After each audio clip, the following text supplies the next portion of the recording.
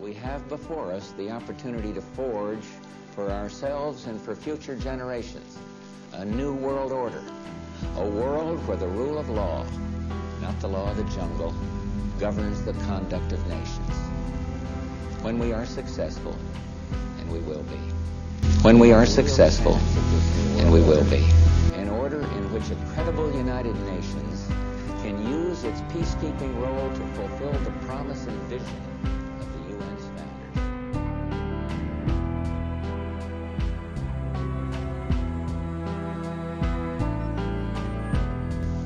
When we are successful, and we will be.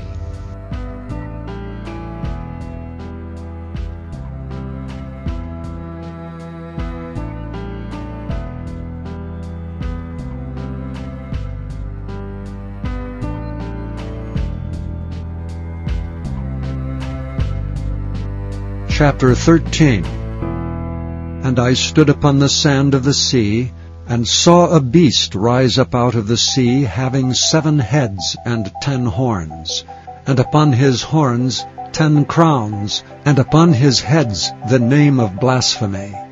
And the beast which I saw was like unto a leopard, and his feet were as the feet of a bear, and his mouth as the mouth of a lion. And the dragon gave him his power and his seat and great authority. And I saw one of his heads as it were wounded to death, and his deadly wound was healed, and all the world wondered after the beast.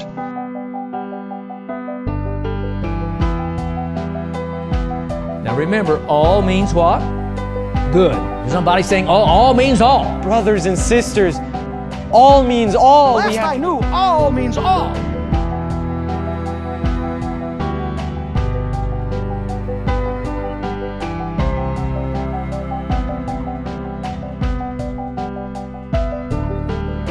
What was the origin of the great apostasy? How did the church first depart from the simplicity of the gospel?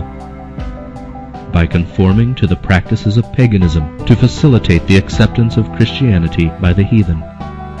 By conforming to the practices of paganism to facilitate the acceptance of Christianity by the heathen. When we are successful,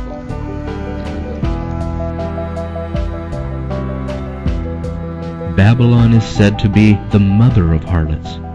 By her daughters must be symbolized churches that cling to her doctrines and traditions and follow her examples of sacrificing the truth and approval of God in order to form an unlawful alliance with the world. The message of Revelation 14 announcing the fall of Babylon must apply to religious bodies that were once pure and have become corrupt. Does God have His people in Babylon, yes or no? Absolutely. He unashamedly calls them His people. He says, come out of her, my people. Third page. Revelation chapter 18, verses 1 to 5 finds God calling His people, out of end-time Babylon. God claims the people, but the systems that teach error and ignore the plain teachings of the Bible are judged and disavowed. The importance of this point simply cannot be overstated. Like Lot of old, God calls His people out prior to the coming destruction. Babylon is not to be converted, but what? Destroyed. Babylon is not to be converted, Babylon is to be destroyed. God has His precious people in Babylon, and He calls them out. It is not difficult to discern whether or not one is in Babylon. One need only ask and answer a simple question. Here it is. You want to go, I wonder if He's talking about me. I wonder if this chapter is talking about me. I wonder if God's talking about me when He says come out of Babylon. All you have to do is ask and answer one question, and here it is. Does my church, my community of faith, contain any residual papal, pagan, or Babylonian elements or teachings? Okay, that's all you have to do is answer that one question. Does my church contain any residual paganism, any residual papalism, and any residual Babylonianism? If the answer to that question is yes, then you are in Babylon. Look at it there in Revelation chapter 17 and verse 5. Revelation chapter 17 and verse 5. And on her forehead was a name written, Mystery, Babylon the Great, the mother of what? Harlots and of the abominations of the earth. And so this mother church has daughters. This mother church has what, everyone? Daughters. And those daughters are any churches that cling to residual papalism or residual paganism. That is what the Bible is calling Babylon. Now you might be thinking, whoa, Pastor Asherick is speaking so strongly here. No, Pastor Asherick's not speaking strongly. The Bible is speaking strongly. If we have, and I know we have, correctly here identified Babylon, then Babylon's daughters would be those churches that are not identical to Babylon, but are similar.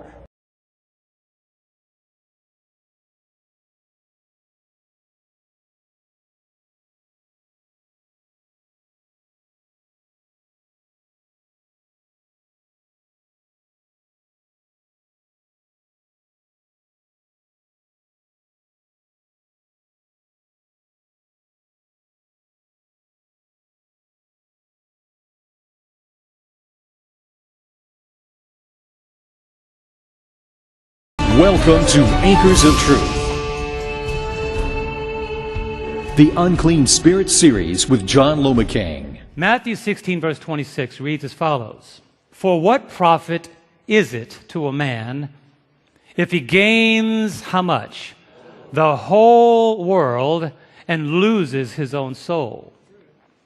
Or what will a man give in exchange for his soul? But this young lady I'm about to talk to you about is the young lady that the devil chose many, many years ago to mold the minds of the young girls. Look at the picture. You've heard her. She's been known as Hannah Montana. The Lord warns us against making anything or anybody our idol. Amen.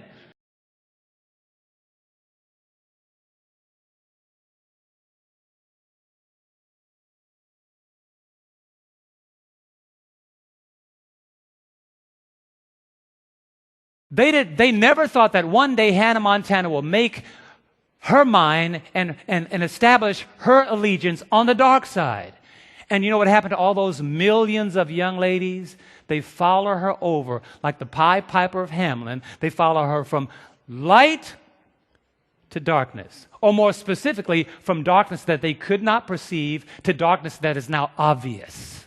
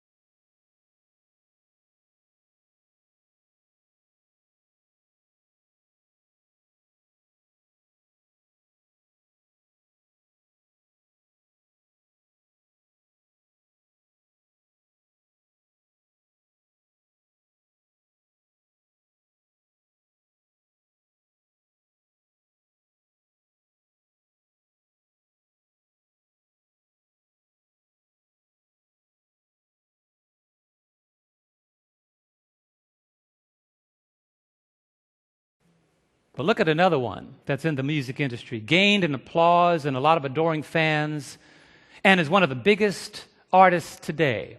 You remember her as the picture on the left. When Rihanna first started out, she looked like an innocent young lady until she made a decision. After her bout with Chris Brown, she said she wanted to be known as the bad girl. There's her now. You've been following me, you know that one eye cover is a sign, is one of those signs in the OTO industry, in the occult industry, declaring one's allegiance to the god of darkness, the Eye of Horus. They signal each other with progressively plain hints, and they signal us in the industry, and Satan has so designed it that those who are in the industry know the others that are in the industry. We even have certain icons in our church that won't make sense to anybody outside of us.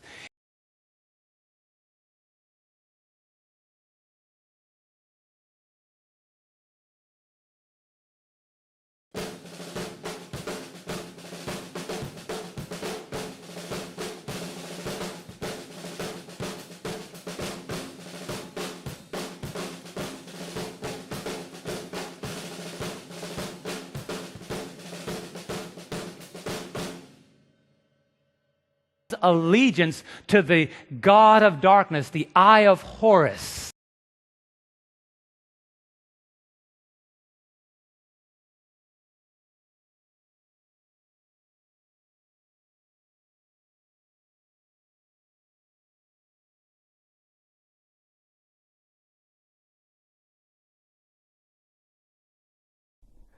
Our Bible clearly tells us not to have any association of any kind with people such as this.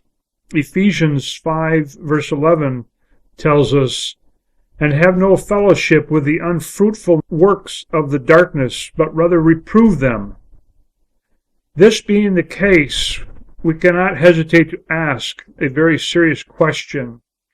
Why would a church ever desire to have any visual association with such an evil force with that of a Jesuit priest of the Vatican?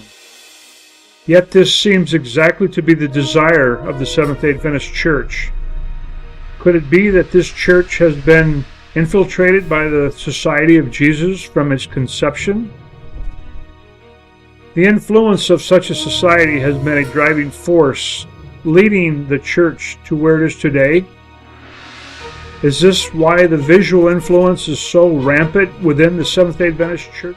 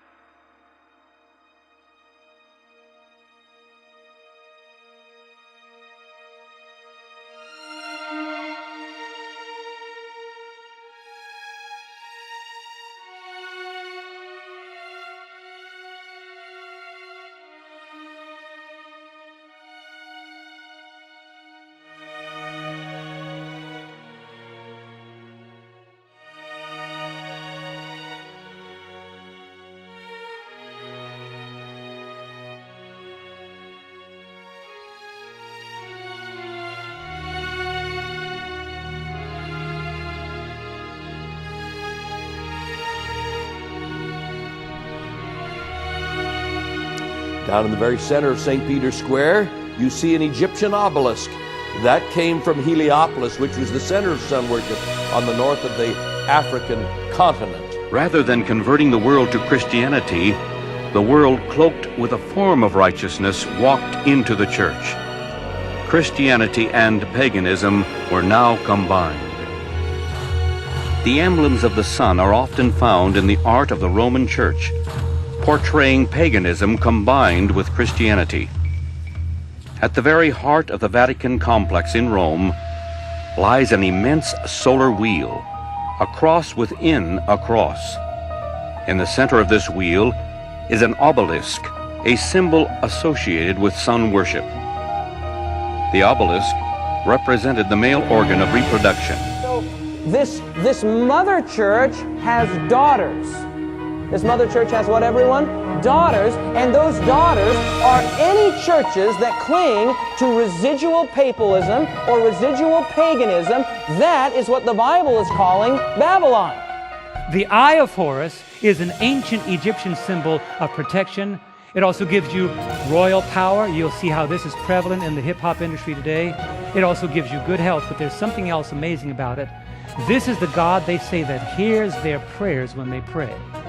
So they believe in prayer. And by the way, here's a picture of the Eye of Horus. I want to show you this so that when we begin to show you this later on in the series, you'll understand exactly what this eye is all about. There it is. And by the way, today, if you look around, if you begin to just take note of where this eye shows up, but let me even go further than that. The Baphomet hand signal is not the only signal that is used in the entertainment industry to signal allegiance with the Lord of Darkness. The other signs flashed by musicians is the one eye, the 666, and the pyramid. Now, why the one eye? Remember what Satan said, and here it is in Genesis chapter 3 and verse 5. He said to Eve, "For God knows that in the day you eat of it, your eyes will be" what? "Opened, and you will be like" what? "God, knowing" what? "Good and evil." Look at this next graphic. Somebody that you may not need any description for. You may know exactly who that is. I'll put the name just in case you didn't notice. That's Beyonce in her Sasha Fierce mode. That's her alter personality. A lot of these people in the industry, notice she's highlighting the eye, and she's also making the gesture of the number 6. So look at this now. Look at me now. When you see this, to you that means okay, but not to occultists. That's the number. That's the O of the 6, and each finger represents 1 6, the second 6, and the third 6. So when they go like this, hey, they mean 666. That's my allegiance. I'm allegiant to that deity of the order of the OTO. But the question you have is, what is OTO? Look at the screen. OTO means Ordo Templi Orientis, or Order of the Temple of the East, or Order of the Oriental Templars. Let me break this down. What is a Templar?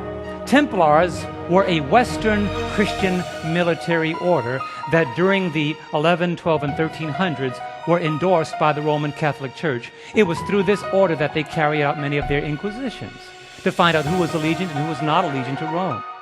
To find out who was allegiant and who was not allegiant to Rome. To find out who was allegiant and who was not allegiant.